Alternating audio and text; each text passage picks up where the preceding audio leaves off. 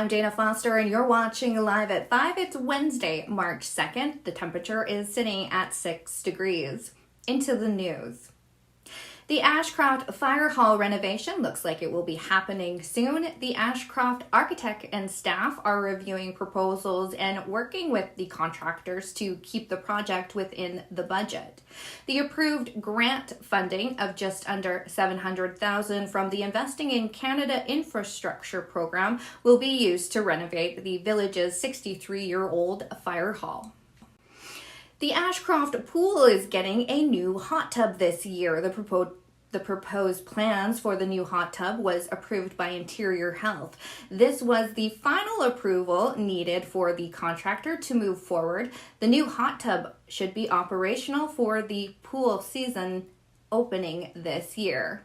The Ashcroft RCMP issued a friendly reminder to the community to not block the Ashcroft Firehall Bay doors while enjoying the downtown area.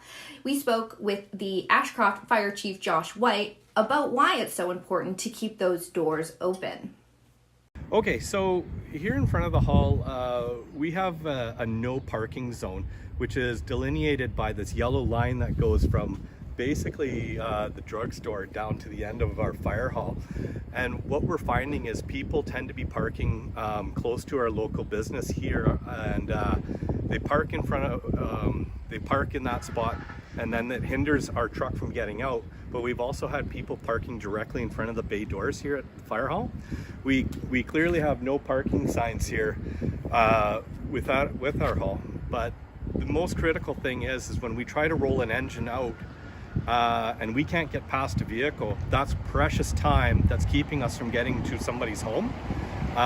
In the event of a fire or even a highway rescue call, seconds count, and what we're trying to do is get to those people urgently, and we're asking the public, please don't park in front of our fire hall.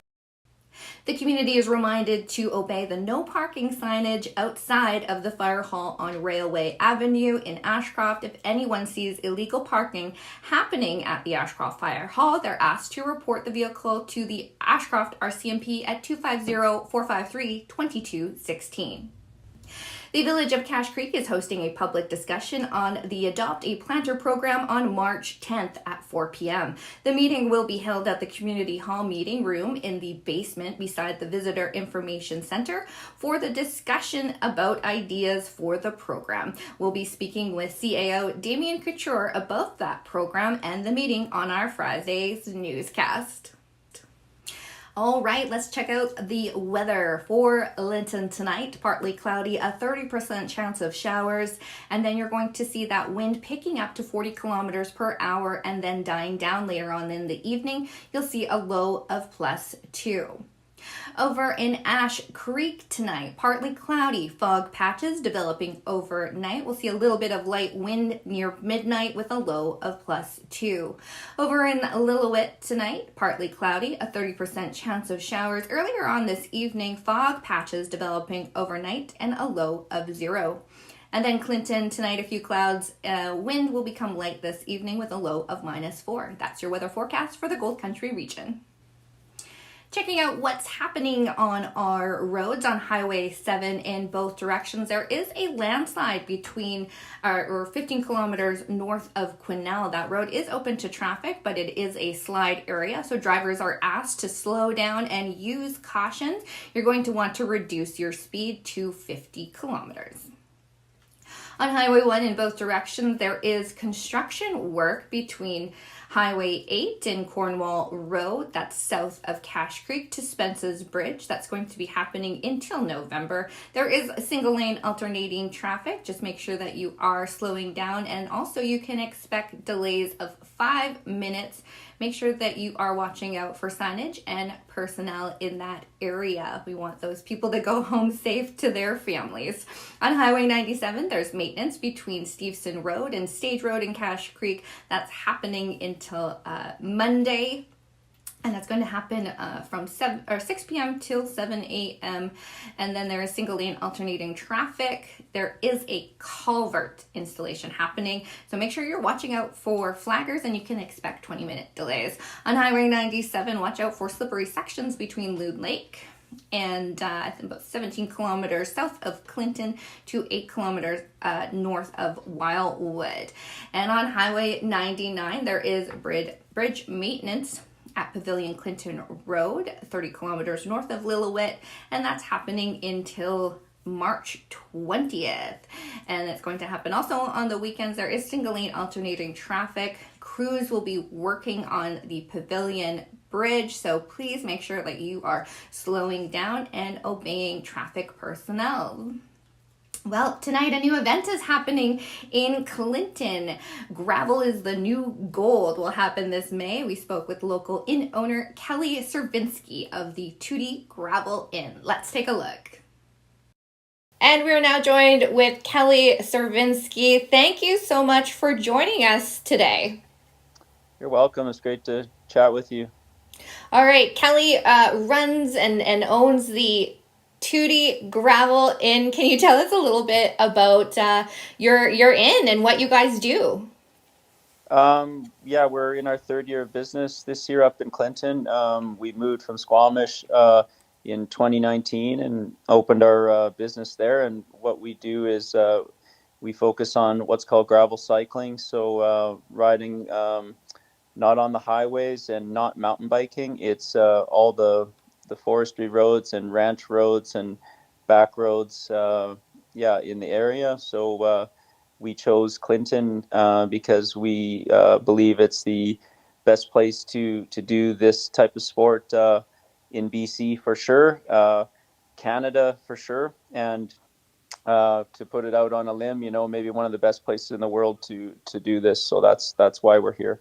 Well, what makes the back country roads so great for gravel biking? Yeah, I mean, because people that do this type of cycling, it's absolutely exploded in terms of the sport of cycling. People are looking for remote places and get away from it all, and you don't need infrastructure and national parks and all these types of things. It's just just to get out, experience nature, see the scenery, ride with your friends, get away, from the larger sort of cities and towns and things like that. So, the area around Clinton, is perfect for that. There's a lot of wide open spaces and a lot of things to see. So, yeah. All right. Well, you have an event coming up, so that's exciting. Can you tell us a little bit about what the Caribou Gravel Rush is all about? Yeah, I mean, the idea with the term or the wording behind it, the Caribou Gravel Rush, obviously the gold rush history is huge in our area, and that's something that we learned a lot more about being full-time residents in Clinton. So obviously that's a historical piece, but for us as cyclists now, I mean, we believe gravel is the new gold is our tagline. So which has really caught on with people. The idea behind that is just our guests come and get together, and we're doing a ride for fun. It's not a race, it's not a heavily sort of organized thing. It's more of a social gathering. We've tried to do it in 2020, but obviously with the conditions the way they were, we couldn't do it in 2020. We couldn't hold it in 2021, but this year 2022, we're free and clear to do it. So it's just a real social thing. Just people getting together, and we have our business is an accommodation based business. So we bought an old house in Clinton, right down in the main part of Clinton, and we have two suites that we rent out. We're fully booked, and we'll have people come stay, and then it's all for charity. So we're going to raise donations for the Clinton Food Bank, which we support, and then we have a page with the BCSPCA. So it's charitable and it's fun, and we want to bring people to Clinton that haven't been there before, and have a good time. All right. Well, do you have to be at a certain cycling level? Do you have to have a certain type of bicycle to join in? I mean, to be honest, you do need a minimum level of cycling. Like, I mean, uh, yeah, everyone is welcome, but yeah, we're making it clear to people, riding around Clinton and area is not like riding, down in Vancouver around Stanley Park or something like that. Yeah. Nothing against that, but this isn't a bike path. This isn't, it's different than that. So yeah, for sure, people do need a certain level of that, but that's the kind of guests that we have are pretty keen people of all ages. We've had, really young guests, and we've had, I think our oldest guest, I think, was in his late 70s. So we get a wide variety of people, but for the most part, everyone is really fairly fit and just very keen. And so yeah, it's you do need a certain level of ability, but yeah, everyone's welcome. Okay.